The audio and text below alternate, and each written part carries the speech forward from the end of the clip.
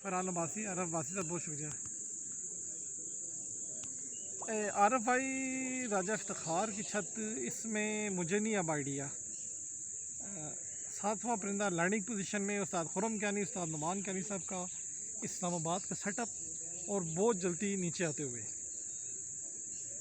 जैसे ही ये सातवां परिंदा लैंड करेगा हम आपको सातों कबूतरों का टाइम बताएंगे। टाइम बताना शायद भी है क्या? 6:13 हो गया। 6:13 हो गए। रणवीर सिंह मेरे ख्याल इंडिया से हैं। रणवीर भाई,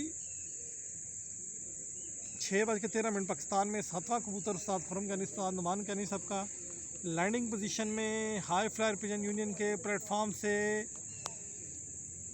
जैसे ही खैरियत से ये लैंड करे तो हम आपको करीब से भी शो कराएंगे।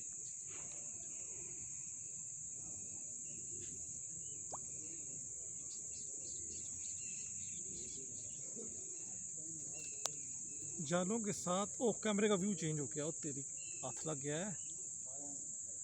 मेरा हाथ लग गया था, सॉरी।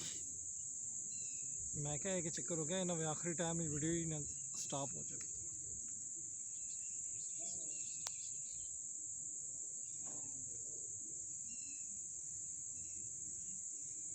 क्या बात है जी, माशाल्लाह, ज़बरदस्त।